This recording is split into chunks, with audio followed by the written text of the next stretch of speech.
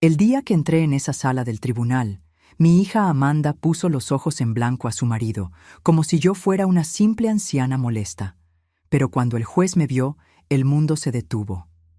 «¿Doña Blanca?», murmuró, con los ojos muy abiertos. «¿Es usted de verdad?». Todo el tribunal quedó en un silencio absoluto, mientras mi hija y su arrogante esposo intercambiaban miradas de pánico. Pero antes de continuar, asegúrate de ya estar suscrito al canal y escribe en los comentarios ¿desde dónde estás viendo este video? Nos encanta saber hasta dónde llegan nuestras historias.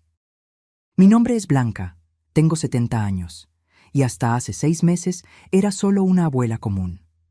Todas las mañanas me despertaba a las 5:30 am, preparaba mi café en una taza antigua que mi difunto esposo, Alfredo, me había dado en nuestro 30º aniversario, y regaba mis orquídeas mientras veía el sol salir por la ventana de la cocina. Era una vida simple y predecible, pero llena de pequeñas alegrías que me mantenían conectada a los recuerdos del pasado. Por casi 50 años, fui la madre que sacrificó todo por mi única hija, Amanda. Trabajé como limpiadora durante el día, costurera por la noche, y los fines de semana vendía antojitos caseros en el mercado local. Todo para que Amanda pudiera estudiar en buenas escuelas y tener la vida que yo nunca tuve. Cuando ella se casó con Ricardo, un hombre con ojos fríos y una sonrisa que nunca llegaba a sus ojos, me tragué mi incomodidad y los recibía para el almuerzo del domingo con mis mejores platillos y una sonrisa que escondía mis preocupaciones. Después de la muerte de mi esposo, esperaba que Amanda y yo nos acercáramos. Cuán equivocada estaba. En lugar de encontrar consuelo una en la otra, ella empezó a verme como una carga. Sus visitas se volvieron mecánicas, sus llamadas más raras. La forma en que ella miraba la casa donde la crié, la casa donde dio sus primeros pasos, donde celebramos todos sus logros, cambió completamente. Ya no era un hogar de recuerdos, sino un activo a ser adquirido. La mayor decepción de mi vida sucedió un martes lluvioso de octubre. Yo había preparado bacalao con papas, la receta que a Amanda le encantaba en la infancia. Puse el mantel bordado que hice cuando entró a la universidad y hasta compré un arreglo de flores frescas para la ocasión. Cuando ellos llegaron, Ricardo entró sin tocar, como si ya fuera el dueño de la casa. Se tiró en el sillón que había pertenecido a mi Alfredo y encendió el televisor sin siquiera saludarme. Amanda traía una carpeta de documentos y esa mirada distante que había desarrollado en los últimos años, una mirada que pertenecía a una extraña, no a la niña que un día me tomaba la mano con tanta confianza. «Mamá, necesitamos hablar», dijo con una voz fría que me estremeció hasta los huesos. Se sentó en el borde del sofá, como si no quisiera quedarse ahí por mucho tiempo. «Ricardo y yo decidimos que esta casa es demasiado grande para usted. Ya no puede mantenerla sola». Sentí que mi corazón se apretaba mientras ella continuaba. «Encontramos un gran residencial para personas de su edad. Tendrá compañía, actividades, asistencia médica». «Pero Amanda, esta es nuestra casa», respondí, mi voz fallando. «Aquí está todo lo que construimos, todos nuestros recuerdos». Ricardo interrumpió sin quitar los ojos del televisor. «Los recuerdos están en la cabeza, doña Blanca, no en las paredes. A usted le gustará el residencial, es moderno, tiene jardín». Lo que él no dijo, pero sus ojos calculadores revelaban, era que ellos querían mi casa. La casa que Alfredo y yo construimos con tanto sacrificio a lo largo de décadas. La casa donde guardábamos no solo recuerdos, sino también una parte de nuestras almas. Amanda puso la carpeta sobre la mesa. «Ya nos encargamos de toda la documentación. Solo tiene que firmar». Su voz era mecánica, como si estuviera hablando sobre un contrato cualquiera, no sobre arrancar a su propia madre del único lugar que me quedaba en el mundo. Cuando me rehusé a firmar, el clima cambió rápidamente. Ricardo apagó el televisor y me encaró con una frialdad que nunca había demostrado tan abiertamente. «Doña Blanca», dijo, acomodándose la corbata cara que usaba, «usted necesita ser razonable. No puede seguir viviendo sola. La semana pasada olvidó la estufa encendida. Es peligroso. Aquello era una mentira descarada. Yo nunca había olvidado la estufa encendida en toda mi vida, pero me di cuenta en ese momento de que ellos estaban dispuestos a inventar cualquier cosa para conseguir lo que querían. En los días que siguieron, intensificaron la presión. Traían agentes inmobiliarios sin avisarme, personas extrañas que medían mis cuartos y hablaban sobre potencial de remodelación, como si yo no estuviera presente. Amanda empezó a empacar mis cosas sin permiso, decidiendo por su cuenta lo que yo necesitaba llevar y lo que podría ser desechado o vendido.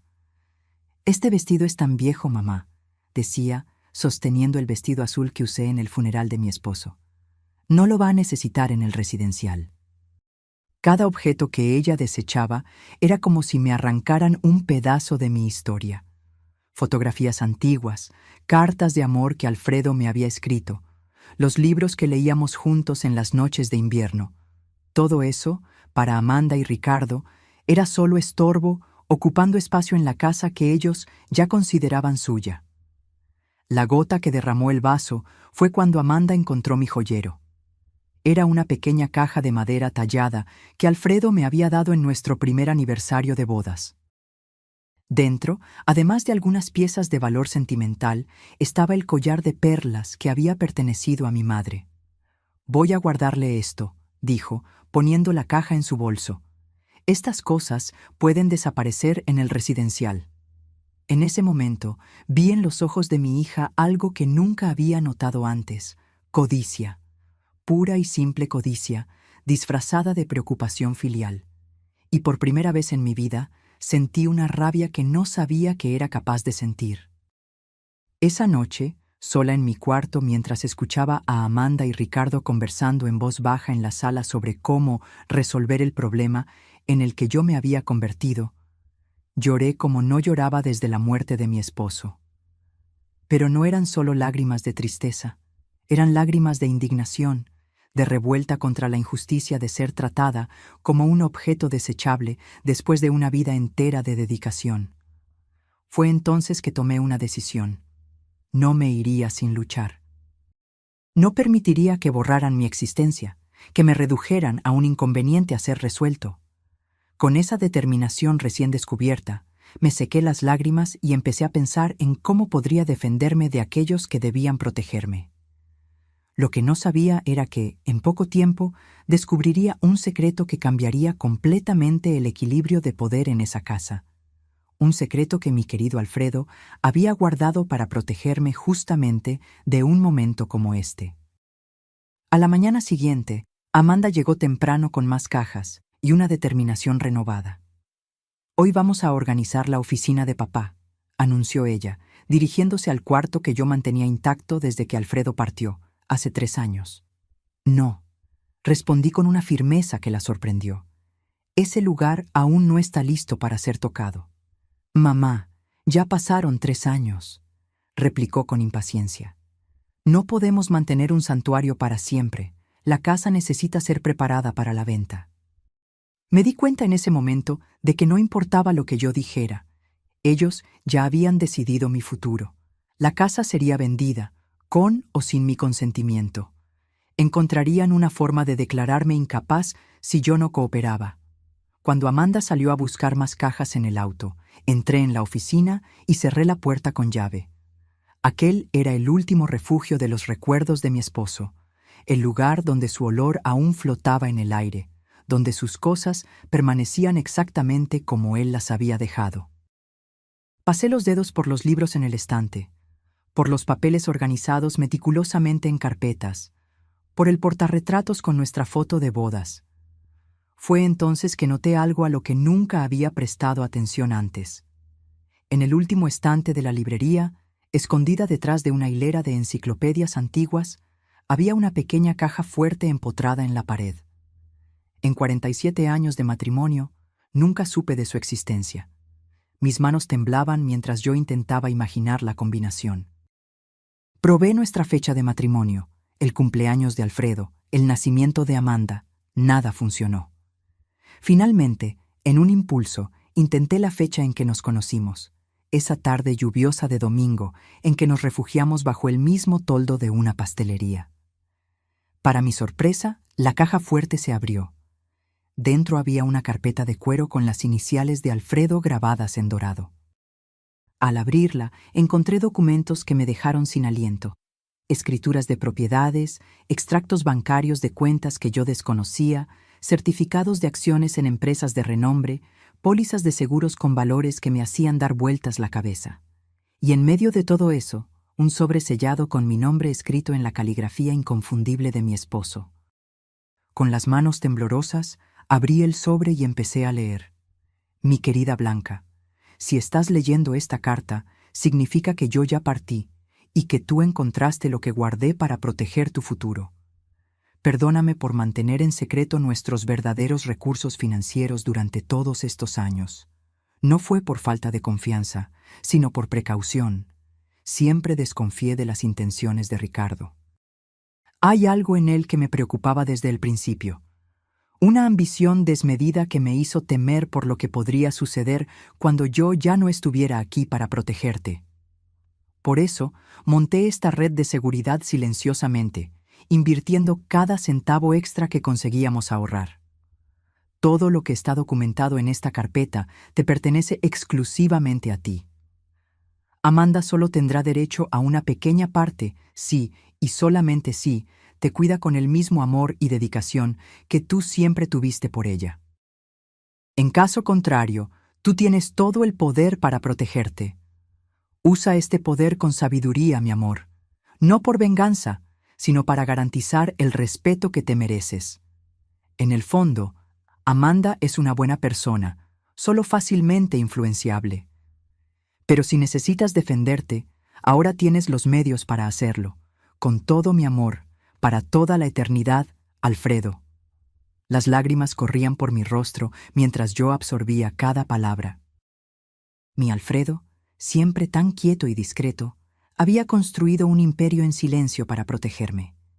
Mientras yo creía que vivíamos modestamente, él invertía en propiedades, acciones y negocios que ahora valían una fortuna.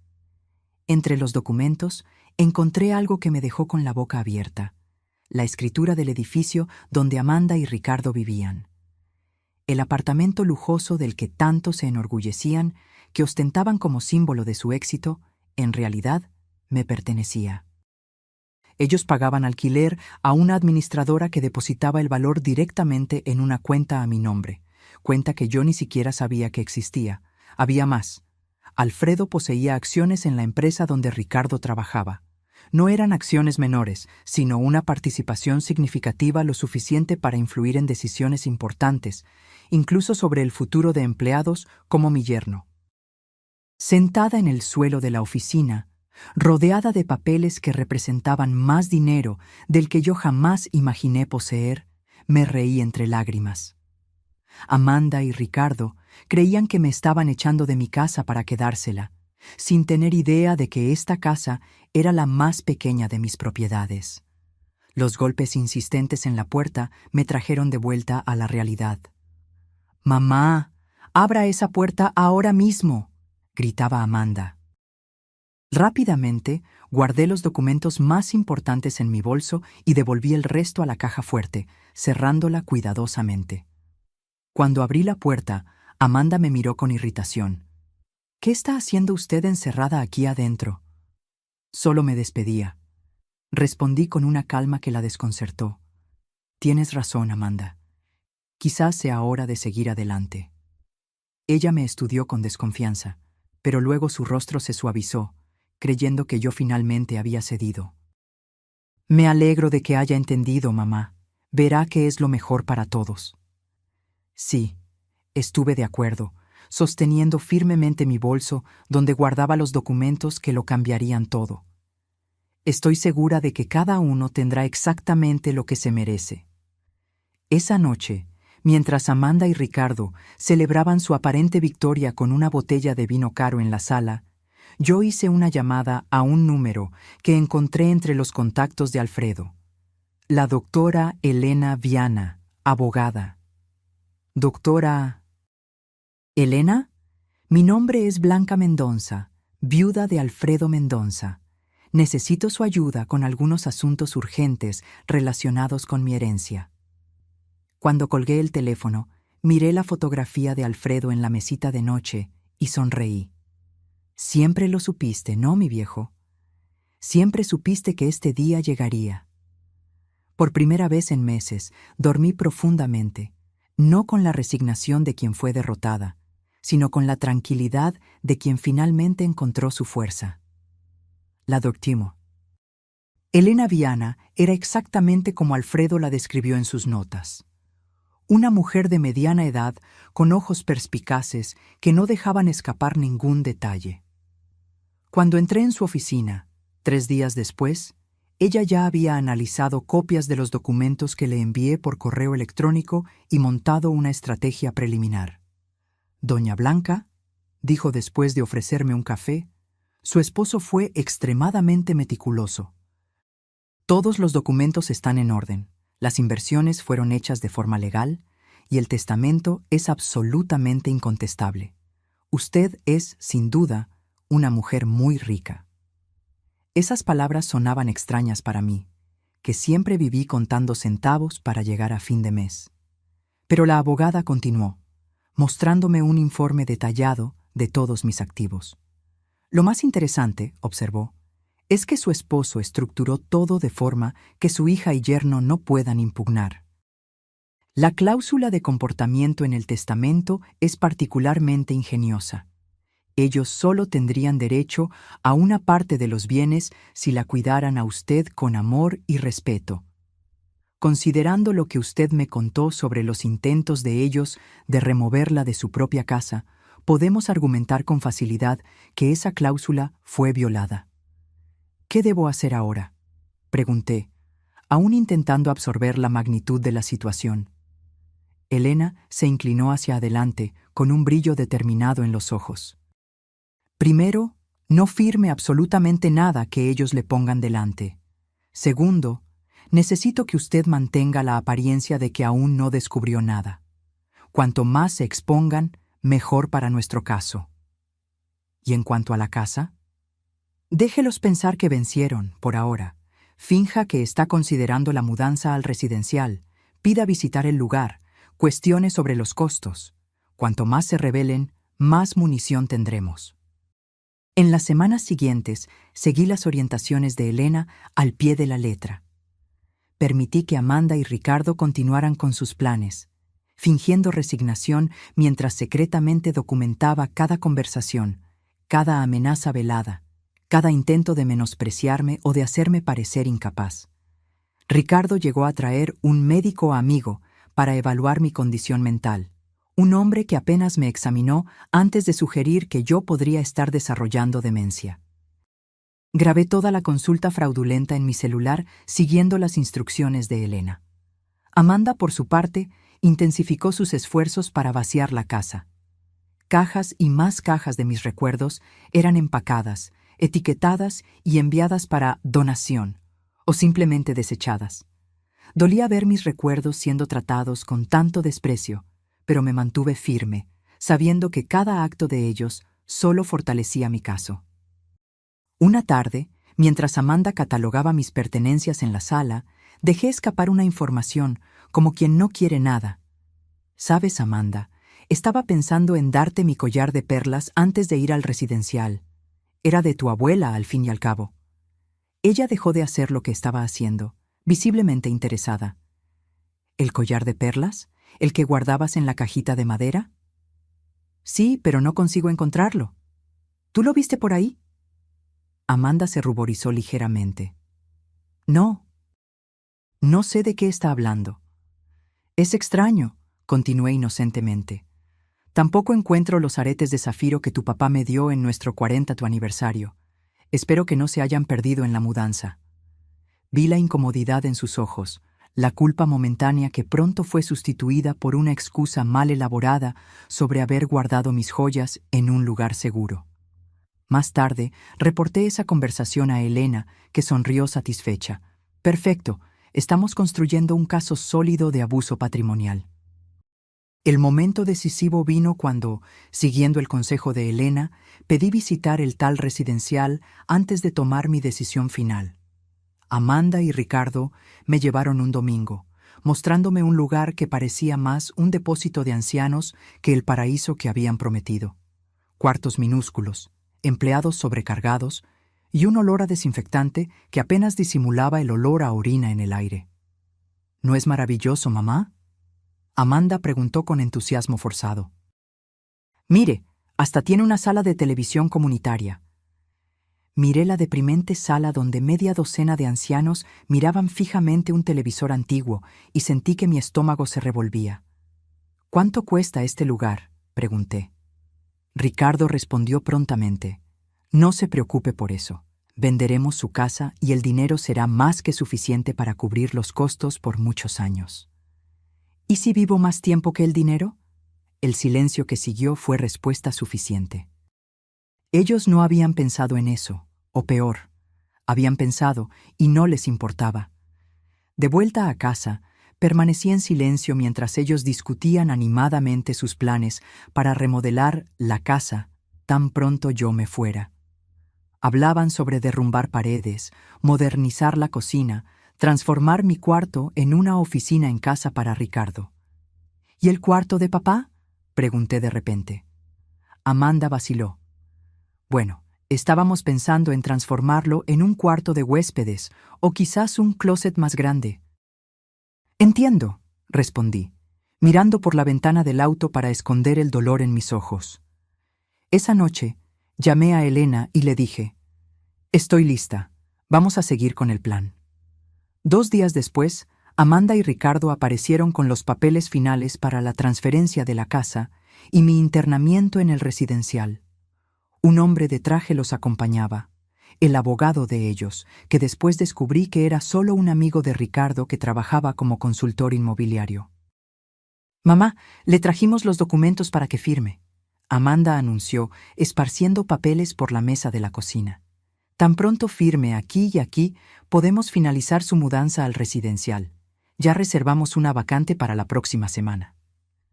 Miré los papeles con calma, fingiendo estudiarlos mientras escuchaba el timbre sonar. «¿Quién puede ser?», preguntó Ricardo, irritado con la interrupción. «Debe ser mi amiga Margarita», respondí inocentemente.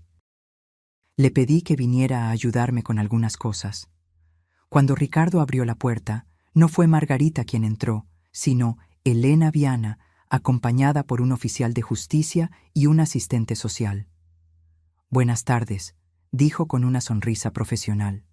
«Soy la doctora Elena Viana, abogada de la señora Blanca Mendonza. Venimos para una visita oficial relacionada con una denuncia de intento de estafa y abuso contra un anciano». El rostro de Amanda perdió todo color, mientras Ricardo intentaba mantener la compostura. «Debe haber algún error», dijo, extendiendo la mano que Elena ignoró completamente. «Solo estamos ayudando a mi suegra a mudarse a un lugar más adecuado a su edad». «Interesante», respondió Elena, apuntando a los papeles en la mesa. «Entonces puedo presumir que estos documentos fueron revisados por un abogado independiente representando los intereses de la señora Blanca». El silencio fue ensordecedor. «También me gustaría informar», continuó Elena, «que tenemos razones para creer que joyas y objetos de valor pertenecientes a la señora Blanca fueron removidos de esta residencia sin su autorización. El oficial de justicia posee un mandamiento para verificar esos artículos». Fue entonces que vi algo que nunca olvidaré. El momento exacto en que mi hija se dio cuenta de que su plan se estaba desmoronando. Sus ojos se abrieron con pánico, después se estrecharon con rabia y finalmente se llenaron de lágrimas cuando la comprensión la alcanzó. «Mamá», susurró, «¿qué hiciste?». Me levanté lentamente, sintiendo una fuerza que no sabía que poseía. «¿Qué hice yo, Amanda? Me defendí, así como tu papá sabía que un día yo necesitaría hacerlo». El oficial de justicia y el asistente social empezaron a documentar el estado de la casa, fotografiando las cajas apiladas, los cuartos parcialmente vaciados, los papeles de transferencia sin firmar sobre la mesa. Elena permanecía a mi lado, una presencia calma y autoritaria que emanaba confianza. «Señora Blanca», dijo el asistente social, «¿usted se siente coaccionada a dejar su residencia en contra de su voluntad?» «Sí», respondí con firmeza. «Mi hija y mi yerno me han presionado por meses, llegando a amenazar con declararme mentalmente incapaz si yo no accedía a ir a un asilo». Amanda se adelantó, indignada. «Esto es absurdo. Solo estamos intentando cuidarla.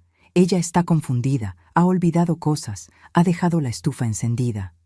«Interesante», interrumpió Elena, retirando un pequeño dispositivo de su bolsillo. «Tengo aquí grabaciones de los últimos 2 meses que contradicen esa afirmación, incluyendo una conversación donde el señor Ricardo admite haber inventado el incidente de la estufa para convencer a la señora Amanda de que su madre no podría más vivir sola». Ricardo palideció. «Eso es ilegal. Usted no puede grabar personas sin consentimiento». «En realidad», Elena sonrió, «la señora Blanca grabó conversaciones en su propia casa, donde ella tiene todo el derecho de proteger sus intereses. Además, tenemos informes médicos recientes atestando su plena capacidad mental, realizados por profesionales independientes, no por amigos médicos traídos por el señor». El asistente social hizo anotaciones en su tabla, mientras el oficial de justicia continuaba su trabajo metódico. Amanda se desplomó en una silla, llorando abiertamente ahora. «Mamá, ¿por qué está haciendo esto con nosotros? Somos su familia». «¿Familia?», repetí, sintiendo una mezcla de tristeza e indignación. «¿Fue como familia que empacaste mis recuerdos como si fueran basura? ¿Fue como familia que tomaste las joyas de tu abuela sin permiso? ¿Fue como familia que tú y Ricardo planearon abandonarme en un asilo de 5ª categoría para quedarse con mi casa?» «No es así», sollozó. «Ricardo me convenció de que era lo mejor para usted. Él dijo que usted estaba perdiendo la memoria, que era peligroso que usted viviera sola». «¿Y tú le creíste a él en vez de confiar en tu propia madre?», pregunté, sintiendo que mi corazón se rompía de nuevo. «¿Me conoces tan poco así?». Ricardo, dándose cuenta de que la situación estaba fuera de control, intentó recuperar la autoridad. «Esto es un malentendido que podemos resolver en familia. No necesitamos abogados u oficiales de justicia. Doña Blanca, siempre quisimos lo mejor para usted». «¿Lo mejor?», Elena intervino. «Como los intentos de transferir la propiedad de la casa al nombre de la señora Amanda, antes incluso de la mudanza de la señora Blanca al residencial, o los retiros no autorizados de la cuenta bancaria de la señora Blanca en los últimos meses». Los ojos de Amanda se abrieron. «No sé de qué está hablando, mamá. Juro que no tomé su dinero». «No, tú no lo tomaste», respondí con calma. «Pero Ricardo sí. Tengo extractos bancarios mostrando transferencias hechas con mi tarjeta a una cuenta conjunta de ustedes, en fechas en las que yo ni siquiera estaba en casa». Ricardo se ajustó la corbata, visiblemente incómodo. «Debe haber algún error». «No hay error alguno», continué, sintiendo una extraña calma envolverme. «Así como no es error que ustedes pensaban que yo era una anciana pobre e indefensa, fácil de manipular y desechar. Pero hay algo que ustedes no saben». Caminé lentamente hasta mi bolso y retiré una carpeta de documentos que Elena había preparado para mí. «Tu papá, Amanda, no era solo el contador discreto que conociste. Él construyó silenciosamente un imperio financiero a lo largo de los años, y te lo dejó todo a ti». Puse sobre la mesa escrituras de propiedades, certificados de acciones, extractos bancarios con valores que hacían que los ojos de Ricardo se abrieran con incredulidad y codicia. «¿Este edificio en la Avenida Paulista?», señalé una de las escrituras. «Es mío, así como el terreno en la costa que ustedes visitaron el verano pasado, creyendo que pertenecía a su jefe, Ricardo». Amanda tomó los papeles con manos temblorosas. «No puede ser verdad». «Es verdad», confirmó Elena. «Y hay más. ¿El apartamento donde ustedes viven? También le pertenece a la señora Blanca». Ustedes pagan alquiler a una administradora que deposita el valor directamente en una cuenta a nombre de ella. Ricardo se tambaleó como si hubiera recibido un puñetazo. Esto es imposible. ¿Y esas acciones de la empresa donde usted trabaja, Ricardo? Las que fueron compradas por un inversionista anónimo hace 5 años y que garantizaron su ascenso, también son mías. El silencio que siguió fue absoluto. Ricardo parecía haber envejecido 10 años en 10 minutos. Amanda me miraba como si estuviera viendo un fantasma. ¿Por qué papá nunca nos lo contó? Ella finalmente preguntó, su voz casi inaudible. Porque él no confiaba en las intenciones de Ricardo, y por lo visto, estaba en lo correcto al ser precavido. Ricardo intentó una última maniobra desesperada. Doña Blanca, podemos resolver esto. Obviamente hubo un malentendido. No sabíamos de estos recursos, solo estábamos preocupados por su seguridad. Si usted tiene tantos medios, podemos encontrar un lugar mejor, más lujoso. No estoy interesada en ningún lugar mejor, respondí firmemente. Esta es mi casa, y aquí me voy a quedar. ¿Y en cuanto a nuestro apartamento? Amanda preguntó, con lágrimas corriendo por su rostro. ¿Nos va a desalojar? Eso depende, respondí, sintiendo una mezcla de dolor y determinación. ¿De cuánto ustedes están dispuestos a aprender sobre respeto, dignidad y amor verdadero? Elena entonces tomó la palabra. Mientras tanto, tengo aquí una orden judicial temporal impidiendo que cualquiera de ustedes remueva más artículos de esta casa o intente transferir su propiedad. También solicitamos la devolución inmediata de todos los bienes ya removidos, especialmente las joyas de familia y documentos personales. Amanda se derrumbó en sollozos, mientras Ricardo permanecía paralizado, como si intentara procesar toda la información que acababa de recibir. El oficial de justicia continuaba su trabajo, fotografiando metódicamente cada cuarto, cada documento, cada prueba de lo que había sucedido en esa casa. Yo sugiero, dijo Elena con voz firme, que ustedes dos salgan ahora y piensen muy bien sobre sus próximos pasos. Estamos preparados para llevar este caso adelante, con todas sus consecuencias legales, a menos que lleguemos a un acuerdo que respete integralmente los derechos y deseos de la señora Blanca. Ricardo finalmente recuperó la voz, pero ya no era el hombre arrogante que yo conocía. Había miedo en sus ojos. ¿Cuánto vale todo esto?, preguntó, haciendo un gesto en dirección a los documentos. Elena sonrió fríamente. Mucho más de lo que usted jamás podría pagar en una vida entera de trabajo, señor Ricardo. Ahora sugiero que ustedes se retiren. Cuando la puerta se cerró detrás de ellos, sentí que mis piernas flaqueaban. Elena me amparó hasta el sofá, donde me desplomé, exhausta emocionalmente. Usted fue muy valiente, dijo, sentándose a mi lado. No todos tendrían la fuerza para enfrentar a la propia familia de esa manera. No sé si fue coraje o desesperación, confesé, observando al asistente social aún haciendo anotaciones. Nunca quise llegar a este punto. Desafortunadamente, muchas veces son los que más amamos, los que más nos lastiman, Elena respondió. Pero ahora usted está en control. ¿Qué desea hacer a seguir? Miré alrededor de la sala, a las paredes que presenciaron tantos momentos de mi vida, a los espacios vacíos donde antes había fotografías y recuerdos. Quiero recuperar mis cosas, respondí con firmeza. Y después, quiero que Amanda entienda exactamente lo que ella hizo. No por venganza, sino porque ella necesita aprender. En los días que siguieron, recibí llamadas desesperadas de Amanda. Al principio, las ignoré todas, siguiendo el consejo de Elena para mantener distancia hasta que los aspectos legales fueran resueltos. Ricardo, por otro lado, desapareció completamente. Supe después que él había pedido licencia en el trabajo y viajado para resolver asuntos personales. Una semana después de la confrontación, Elena me trajo noticias. Recibimos una propuesta de acuerdo, dijo, entregándome una carpeta. Su yerno está dispuesto a devolver todas sus posesiones, reconocer públicamente que usted está en pleno dominio de sus facultades mentales y renunciar a cualquier reivindicación sobre su casa o patrimonio.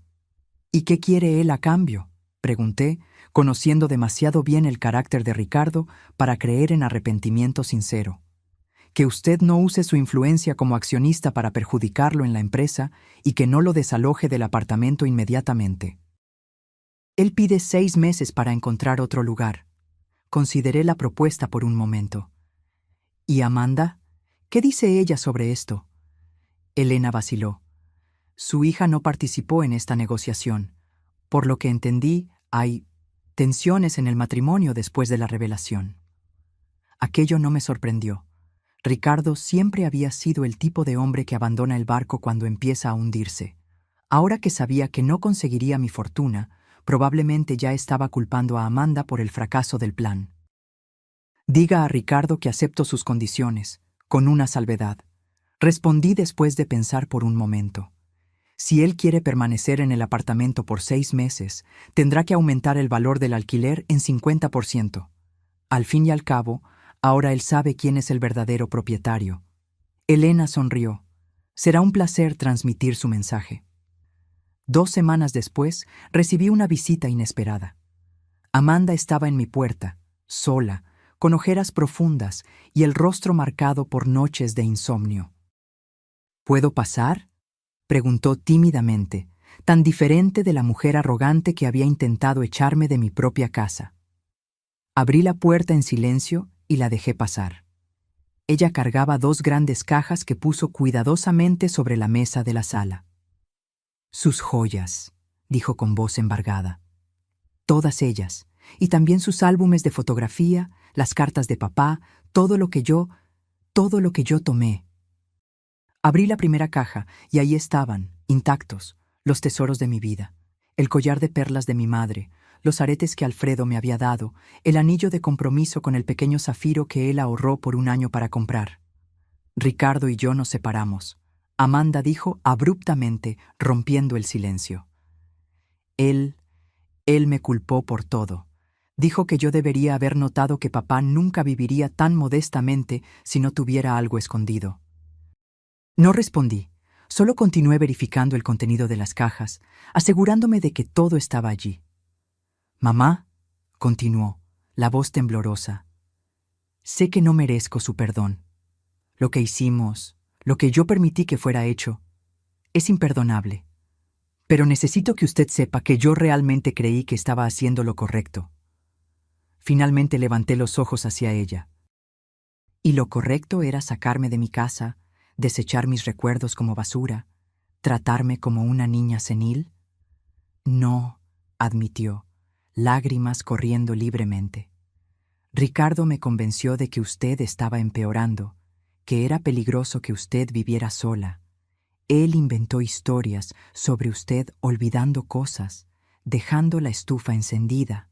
Y yo le creía a él en vez de confiar en mi propia madre. «¿Por qué, Amanda?», pregunté, sintiendo el peso de décadas de amor aparentemente desperdiciado. «Después de todo lo que hice por ti, después de todos los sacrificios, ¿cómo pudiste creer que yo merecía ser tratada de esa manera?». Ella se sentó en el sofá, pareciendo más pequeña y más frágil de lo que jamás la había visto. «Porque era más fácil», confesó finalmente. «Era más fácil creer que usted necesitaba ayuda que admitir que yo me había casado con un hombre que solo se preocupaba por dinero y estatus. Era más fácil fingir que estábamos cuidándola que enfrentar la verdad sobre lo que nos habíamos convertido». Su rostro se contorsionó con vergüenza genuina. Cuando Ricardo sugirió por primera vez que vendiéramos la casa, yo dije que no. Entonces él empezó a plantar dudas en mi cabeza, pequeñas semillas de preocupación sobre su salud mental, su capacidad de vivir sola. Y yo dejé que esas semillas crecieran porque, en el fondo, quería la casa. Quería transformarla, modernizarla, borrar las marcas del pasado que me hacían sentir culpable por no ser la hija que debería ser. Sus palabras me golpearon como una revelación. No era solo codicia, era culpa, era el deseo de borrar las evidencias de todo lo que yo había hecho por ella, todo lo que ella no conseguía retribuir. ¿Y ahora?, pregunté. ¿Qué quieres de mí, Amanda? Ella se secó las lágrimas con el dorso de la mano, como hacía cuando era niña. Nada. No merezco nada de usted. Solo vine a devolverle lo que es suyo y a decir que, aunque usted nunca me perdone, yo sé lo que hice y voy a pasar el resto de la vida intentando ser una persona mejor. Miré a mi hija, pues, a pesar de todo, ella aún era mi hija. Y vi algo que no veía en años: honestidad. No la manipulación calculada que Ricardo había perfeccionado, ni la falsa preocupación que ella había exhibido en los últimos meses, sino vulnerabilidad genuina. ¿Dónde estás viviendo?, pregunté. Con una amiga por ahora. Estoy buscando un apartamento pequeño que pueda pagar con mi salario. Asentí, absorbiendo la información. ¿Y el apartamento? Ricardo está allá, ella respondió. Él se quedó con casi todo en el acuerdo de separación. Dijo que era lo mínimo que yo podía hacer después de arruinar nuestros planes. No pude evitar sonreír con la ironía. Ricardo continuaba siendo Ricardo, hasta el final. Amanda, dije finalmente, no puedo prometer que las cosas volverán a ser como antes. Rompiste algo profundo entre nosotras y va a tomar tiempo, si es que algún día sucede, reconstruir esa confianza. Ella asintió, aceptando mis palabras sin protesta. Pero, continué, tu papá creía que en el fondo tú aún eras la niña que él crió. Él creía que podrías encontrar tu camino de vuelta a la persona que deberías ser. Papá siempre fue mejor en ver el bien en las personas que yo, ella murmuró. Sí, estuve de acuerdo. Y quizás yo necesite aprender a tener un poco más de esa fe. No la perdoné ese día. No la invité a volver a casa, ni prometí olvidar lo que había sucedido.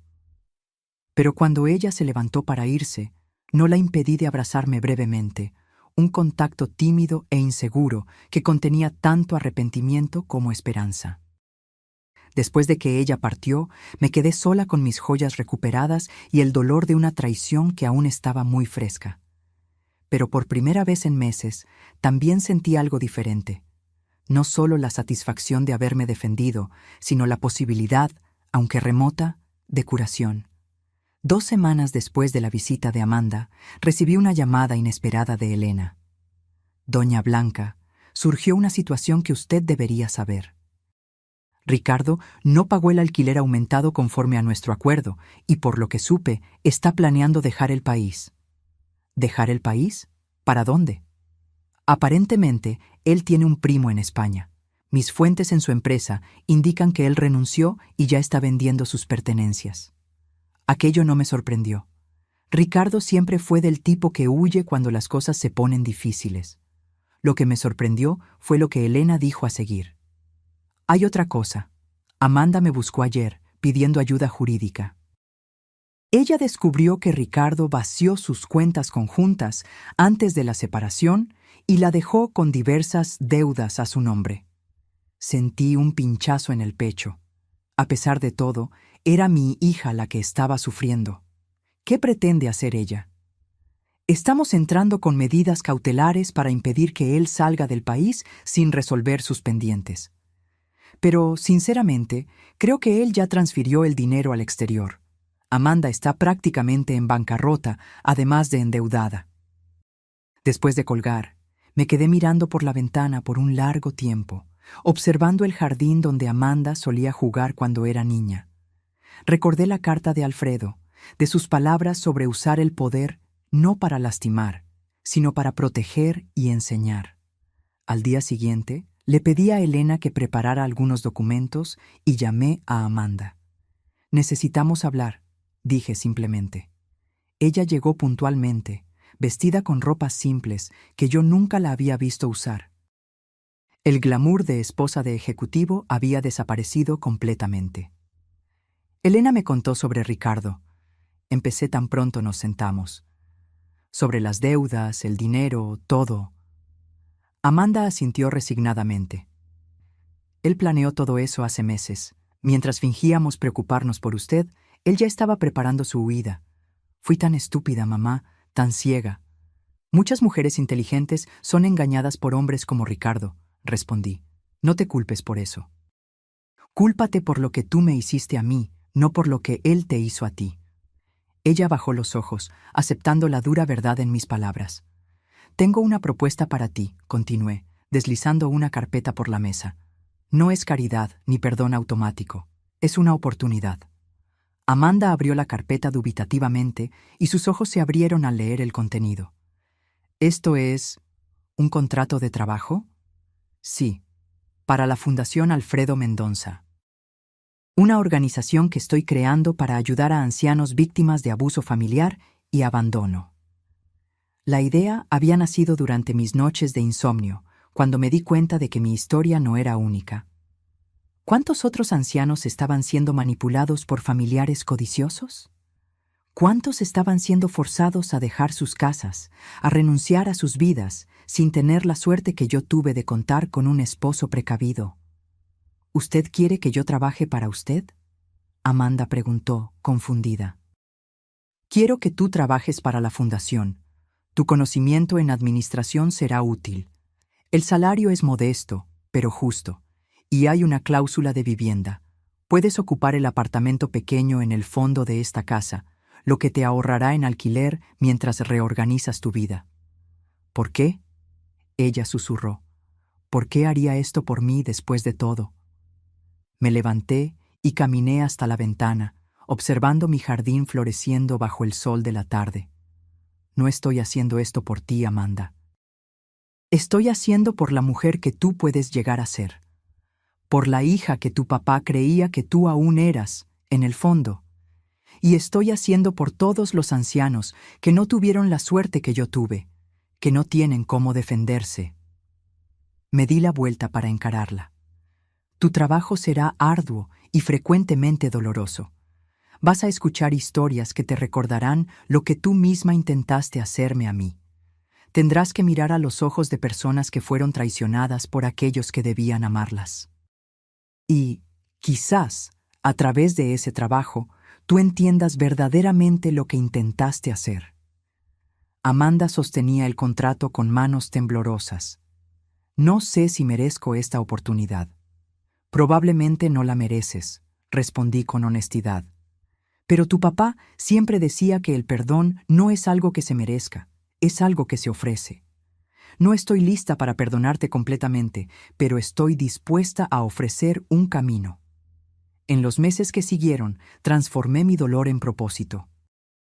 Con la ayuda de Elena, creé la Fundación Alfredo Mendonça, usando parte de la fortuna que mi esposo había acumulado para defender a aquellos que no podían defenderse solos.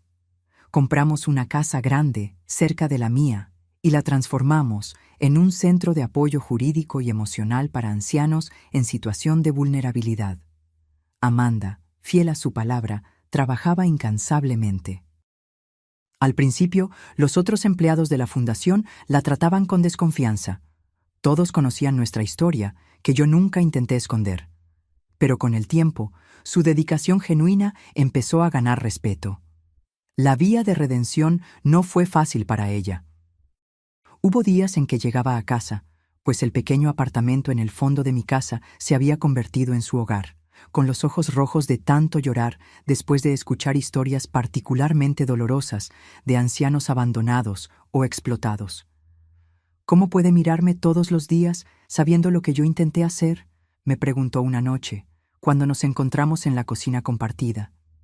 Porque veo que estás intentando cambiar, respondí simplemente. Y porque tu papá creía que tú podías ser mejor. Ricardo nunca regresó. Supimos, a través de contactos de la fundación, que él se había establecido en España y ya estaba involucrado con otra mujer, una viuda rica, por coincidencia o patrón. Parte de mí se preguntaba si debería alertarla, pero otra parte sabía que algunos depredadores solo son detenidos cuando encuentran una presa que muerde de vuelta.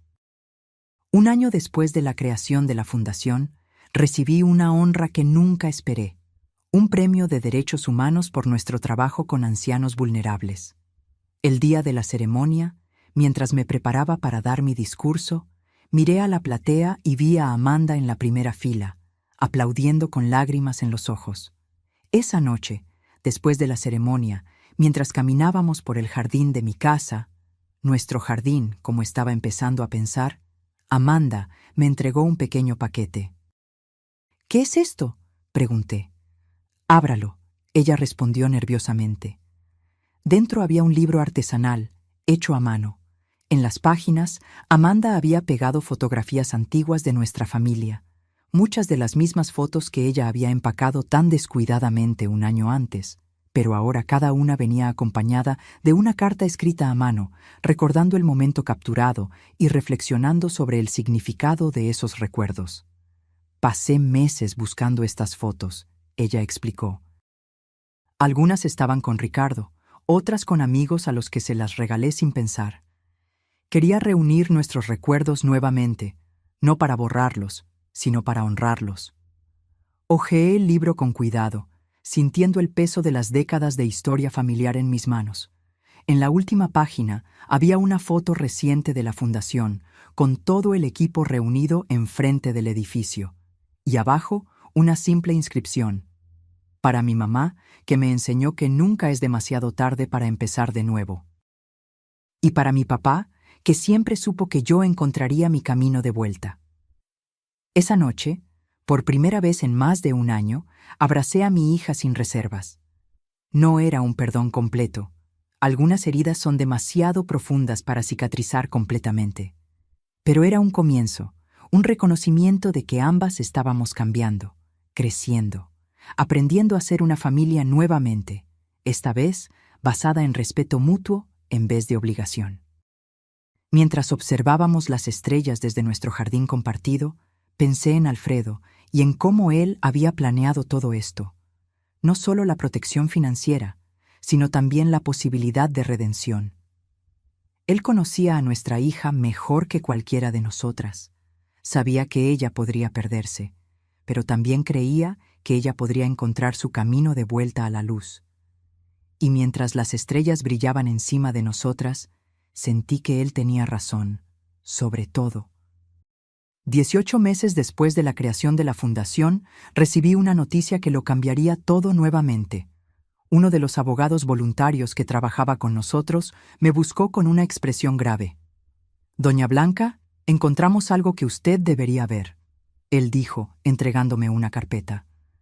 Durante nuestra investigación para el caso de la señora Olivia, descubrimos que el mismo esquema fue usado contra varias otras ancianas. ¿Y adivine quién está detrás de todo? Abrí la carpeta y sentí que mi sangre se helaba. Ahí estaba Ricardo, usando otro nombre, pero inconfundible en las fotografías de vigilancia. Él había regresado a Brasil secretamente y estaba operando un esquema sofisticado para engañar a viudas ancianas, haciéndolas firmar documentos que transferían sus propiedades a empresas fantasma. «Él volvió», murmuré, «y está haciendo lo mismo con otras mujeres». El abogado asintió sombríamente. «Ya informamos a las autoridades, pero necesitamos a alguien que lo conozca para hacer una identificación formal, alguien que pueda testificar sobre sus métodos y su personalidad». Esa noche, conversé con Amanda sobre el descubrimiento. Ella palideció al ver las fotografías y los documentos. Él no cambió nada, ella dijo con amargura. Solo encontró nuevas víctimas. «Las autoridades quieren que testifiquemos contra él», expliqué. «Yo ya decidí que voy, pero tú no necesitas involucrarte si no quieres». Amanda me miró con una determinación que me recordó a mí misma. «No, mamá, necesito hacer esto. Necesito enfrentarlo, no solo por nosotras, sino por todas esas mujeres». En las semanas siguientes, trabajamos con la policía y el Ministerio Público, proporcionando testimonios detallados sobre los métodos de Ricardo, las manipulaciones sutiles, las pequeñas mentiras que gradualmente escalaban para fraudes completos.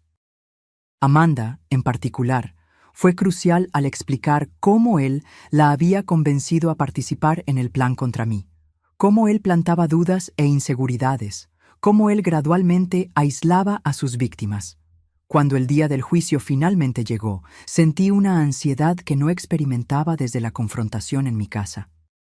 El tribunal estaba lleno. Nuestro caso había recibido atención de los medios, en parte debido al trabajo de la Fundación, que ahora era conocida nacionalmente por su lucha contra el abuso financiero de ancianos. Cuando entré en el tribunal con Amanda a mi lado, sentí que todas las miradas se volteaban hacia nosotras. Las víctimas más recientes de Ricardo estaban sentadas juntas, mujeres con edades entre 65 y 85 años, todas con historias dolorosamente semejantes a la mía. Ricardo fue traído esposado, vistiendo un traje usado que contrastaba con la elegancia que siempre había exhibido. Cuando sus ojos se encontraron con los míos, vi un destello de rabia rápidamente sustituido por aquella máscara de encanto calculado que él usaba también. El momento decisivo vino cuando el juez entró en la sala. Mi corazón casi se paró cuando lo reconocí. Juez Enrique Méndez, anunció el oficial de justicia. Era el joven abogado que había trabajado como pasante en el tribunal décadas atrás, cuando yo era secretaria allí. El mismo hombre tímido que yo había alentado cuando todos los demás lo trataban con desdén. El muchacho para quien yo llevaba café en las noches en que él trabajaba hasta tarde, estudiando para exámenes. Él no me reconoció inmediatamente, ocupado con los procedimientos iniciales. Pero cuando llegó mi turno de testificar, y yo dije mi nombre, vi sus ojos levantarse de los papeles con una expresión de sorpresa y reconocimiento. «¿Doña Blanca?», él preguntó, ajustándose los lentes como si no pudiera creer lo que veía. «¿Blanca Almeida de la Secretaría del Tribunal Regional?». «Sí, su señoría», respondí con una pequeña sonrisa. «Ha pasado mucho tiempo». El juez sonrió brevemente antes de retomar su expresión profesional. «Ciertamente ha pasado. Por favor, continúe con su testimonio». Durante las 2 horas siguientes, narré en detalles todo lo que Ricardo había hecho, cómo él había manipulado a mi hija, cómo había intentado despojarme de mi casa y dignidad, cómo había planeado abandonarme en un asilo de calidad dudosa. Hablé sobre el descubrimiento de la fortuna que mi esposo había dejado y cómo eso había frustrado sus planes. Y ahora, concluí, él está haciendo lo mismo con otras mujeres que no tuvieron la suerte que yo tuve de contar con un esposo precavido. Cuando terminé, la abogada de Ricardo se levantó para el contrainterrogatorio, intentando pintarme como una señora confundida que había imaginado persecución donde había solo preocupación familiar. «Señora Blanca», ella preguntó con falsa simpatía, «¿no es verdad que usted estaba teniendo lapsos de memoria en la época? ¿Que usted a veces olvidaba dónde ponía las cosas, dejaba la estufa encendida?» «No», respondí firmemente. «Nunca tuve tales problemas. Su cliente inventó esas historias para convencer a mi hija de que yo necesitaba ser internada». «¿Y cómo puede usted tener tanta certeza de eso, si tenía problemas de memoria?», ella insistió con una sonrisa condescendiente. «Objeción, su señoría», intervino el fiscal, argumentativa. «Aceptada», respondió el juez Enrique. «Abogada, reformule su pregunta». Pero antes de que ella pudiera hacerlo, pedí permiso para responder. La señora pregunta cómo puedo tener certeza. Puedo tener certeza porque tengo informes médicos completos realizados después del intento de mi yerno de declararme incapaz. Puedo tener certeza porque tengo grabaciones de él admitiendo que inventó esos incidentes.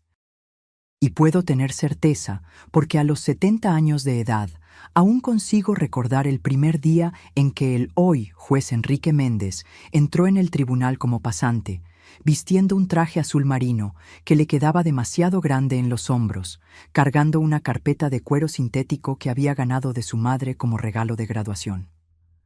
Todo el tribunal se quedó en silencio. El juez Enrique me miraba con una mezcla de sorpresa y emoción. Me acuerdo de cada detalle de ese día, así como me acuerdo de cada detalle del día en que mi yerno y mi hija intentaron convencerme de que yo ya no era capaz de cuidarme a mí misma. Mi memoria, señora abogada, está perfectamente intacta. El silencio que siguió fue roto solo por el sonido de la pluma del juez rasgando algo en su libreta de anotaciones. Amanda testificó enseguida, con una valentía que me llenó de orgullo. Ella habló abiertamente sobre cómo había sido manipulada, sobre su propia culpa y arrepentimiento, sobre el camino de redención que había encontrado a través del trabajo en la fundación. Ricardo me convenció de que mi mamá estaba perdiendo la capacidad mental, ella explicó con la voz embargada. Él empezó con pequeñas sugerencias. ¿Notaste cómo tu mamá olvidó el nombre de aquel actor? ¿Viste cómo confundió las fechas? Hasta que empecé a ver problemas donde no existían. Cuando Ricardo finalmente testificó, fue como ver a un actor en escena. Él negó todas las acusaciones. Se pintó como un yerno preocupado que solo quería lo mejor para su suegra. Llegó a derramar lágrimas falsas al hablar sobre cómo estaba herido con las acusaciones. Pero entonces el fiscal presentó las evidencias, grabaciones, documentos falsificados, testimonios de todas las otras víctimas cuyas historias eran casi idénticas a la mía. Y finalmente, registros bancarios mostrando cómo él había desviado dinero de todas ellas. Al final del juicio, que duró 3 días, el juez Enrique Méndez pronunció su sentencia. Ricardo Alves da Costa. Este tribunal lo considera culpable de todas las acusaciones de estafa, falsedad ideológica, coacción y abuso contra ancianos vulnerables. El señor explotó la confianza de familiares y de mujeres que, en sus años dorados, merecían protección y respeto, no manipulación y robo. El juez ajustó los lentes, mirando directamente a Ricardo. Particularmente perturbador para este tribunal es la frialdad con que el señor planeó y ejecutó sus crímenes, apuntando específicamente a personas que el señor consideraba débiles e incapaces de defenderse. Él hizo una pausa, entonces continuó con una voz que combinaba autoridad y emoción contenida. Por estos crímenes, condeno al señor a 12 años de reclusión en régimen cerrado, además de la restitución integral a las víctimas y multa proporcional al daño causado. Mientras Ricardo era llevado fuera del tribunal, el juez Enrique me miró y me hizo un pequeño gesto de reconocimiento que pocos notaron, pero que para mí significó todo. Un recordatorio de que bondades pequeñas, como alentar a un joven pasante inseguro décadas atrás, pueden regresar cuando menos se espera. Al salir del tribunal, fuimos rodeadas por reporteros y por otras ancianas que habían asistido al juicio para buscar inspiración y esperanza. Una señora de cerca de 80 años se acercó a mí con lágrimas en los ojos. «Usted me dio valor», ella dijo, tomando mis manos. Después de verla en el periódico hablando sobre la fundación, me di cuenta de que mi sobrino estaba haciendo lo mismo conmigo. Gracias a usted, conseguí parar antes de que fuera demasiado tarde. Esa noche, en casa, Amanda y yo nos sentamos en el jardín con una botella de vino, celebrando no solo la victoria en el tribunal, sino también el camino que habíamos recorrido juntas. ¿Sabes qué es lo más irónico?, ella dijo, mirando a las estrellas. Si Ricardo nunca hubiera intentado tomar su casa, la fundación jamás habría existido. Todas esas mujeres que estamos ayudando ahora no tendrían a dónde ir. Tu papá siempre decía que incluso en las peores situaciones podemos encontrar propósito, respondí. Creo que, al final, él estaba en lo correcto sobre eso también. Amanda sonrió, una sonrisa que finalmente alcanzaba sus ojos, recordándome a la niña que ella había sido antes de que Ricardo entrara en nuestras vidas. Él estaría orgulloso de usted, mamá, de todo lo que usted construyó a partir del dolor.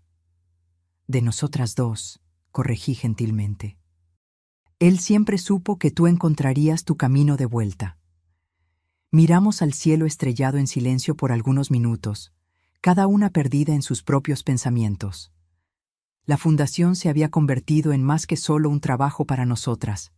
Era una misión compartida, un propósito que nos reconectó de una forma que yo nunca imaginé ser posible después de todo lo que habíamos pasado.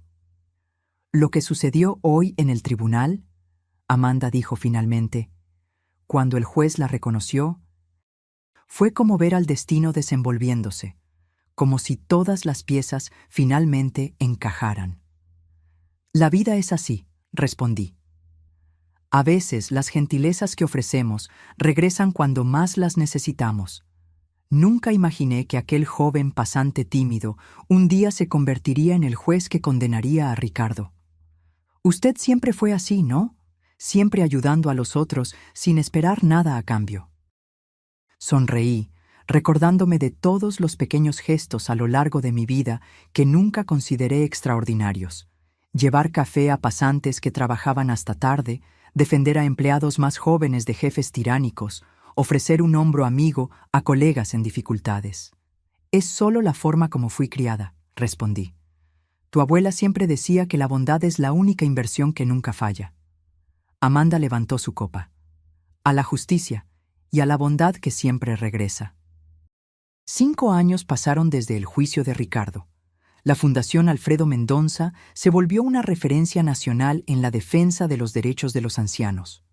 Lo que empezó como una pequeña oficina de apoyo jurídico se expandió para 3 unidades en diferentes ciudades, ofreciendo no solo asistencia legal, sino también apoyo psicológico, actividades sociales y, más recientemente, vivienda temporal para ancianos en situación de vulnerabilidad. En una mañana soleada de primavera, yo estaba sentada en el jardín de la fundación, observando a un grupo de señoras participando de una clase de tai chi, cuando Amanda se acercó con un sobre en las manos. Llegó hoy, ella dijo, entregándome el sobre con el sello del Ministerio de Justicia. Creo que es lo que estábamos esperando. Con manos ligeramente temblorosas por la edad, ahora con 75 años, yo ya sentía el peso de los años en las articulaciones, abrí el sobre y leí su contenido. Fue aprobado, anuncié, sintiendo un nudo en la garganta. El proyecto de ley blanca para protección patrimonial y psicológica de ancianos vulnerables fue sancionado ayer. Amanda se sentó a mi lado, sus ojos brillando con lágrimas contenidas. Lo conseguimos, mamá. Realmente lo conseguimos. El proyecto, fruto de 3 años de trabajo incansable junto a legisladores y organizaciones de defensa de los derechos de los ancianos, creaba mecanismos legales más robustos para proteger a personas mayores de 65 años contra abusos financieros y psicológicos, especialmente aquellos perpetrados por familiares. Era la culminación de todo lo que habíamos aprendido con nuestra propia experiencia dolorosa, transformada en un instrumento que podría evitar que miles de otros ancianos sufrieran el mismo calvario. Tu papá estaría tan orgulloso, murmuré, guardando la carta cuidadosamente de vuelta en el sobre. No solo de nosotras, sino de cómo su previsión nos permitió crear algo tan más grande que nosotras mismas. Amanda tomó mi mano arrugada entre las suyas. A los 50 años, ella se había convertido en una mujer fuerte y compasiva, completamente diferente de aquella persona manipulada e insegura que casi me echó de mi propia casa. Su trabajo en la fundación la había transformado, así como me había transformado a mí. Tengo algo para mostrarle, ella dijo, ayudándome a levantarme. Una sorpresa que estamos preparando para la celebración del aniversario de la fundación.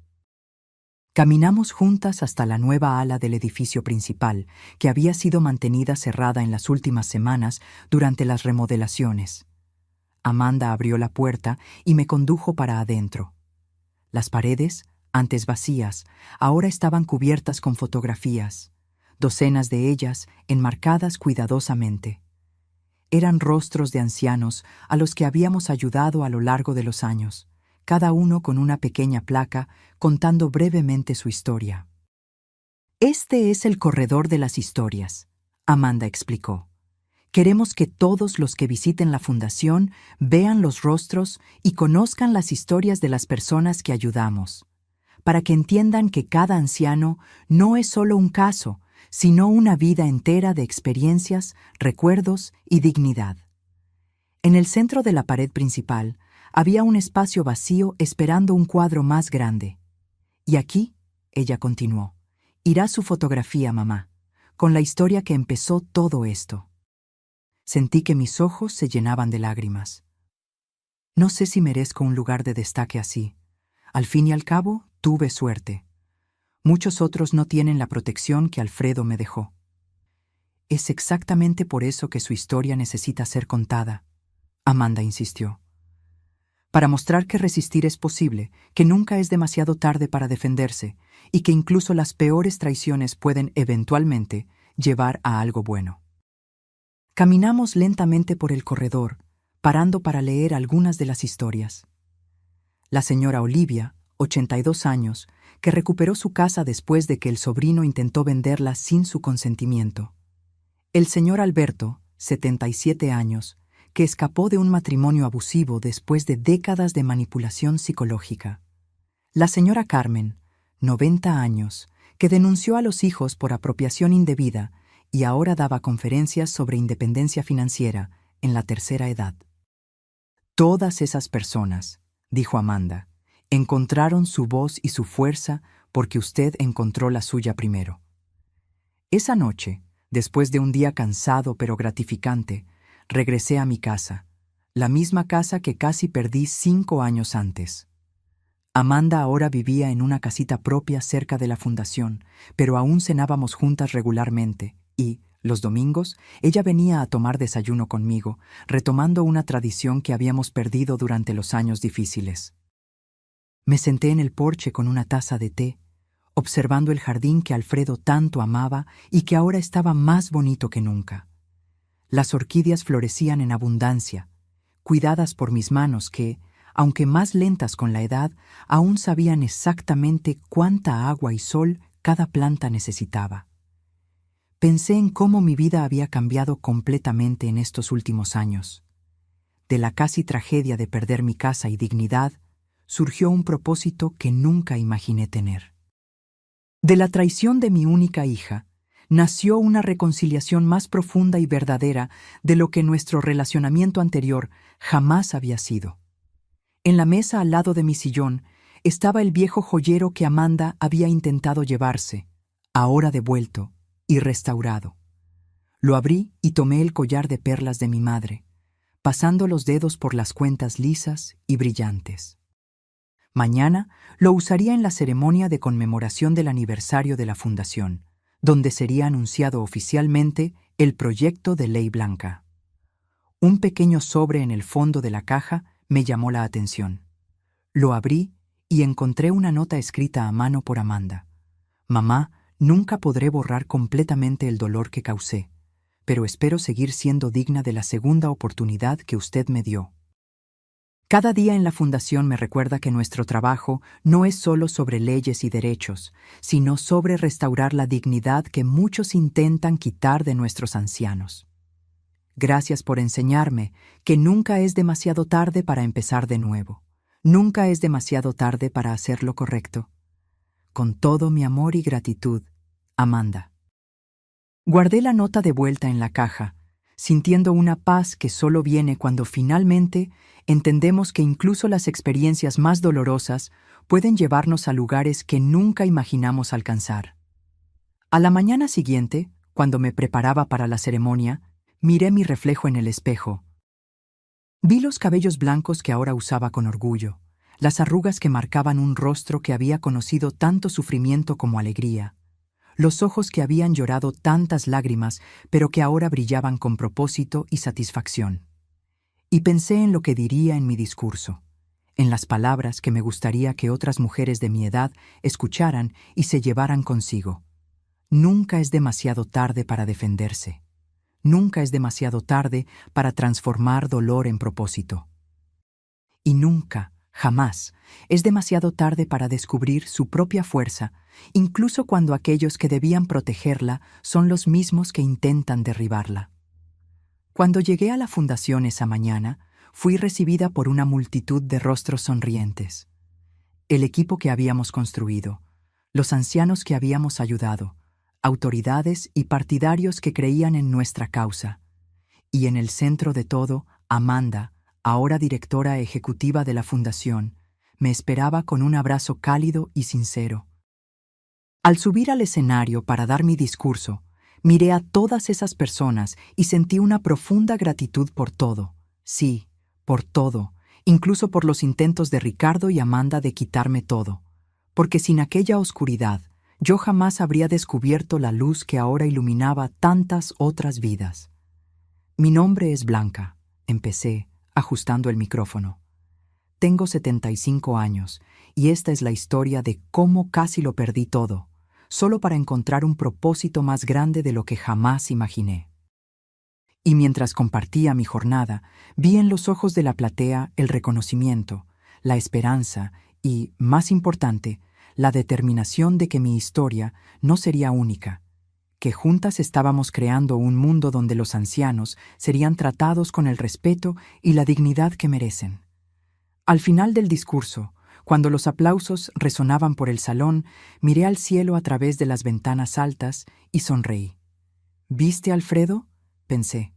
Tuviste razón, sobre todo. Ahora, si te gustó esta historia, dale clic ya a este próximo video que está apareciendo en la pantalla porque en él la historia de traición y giro como nunca antes viste.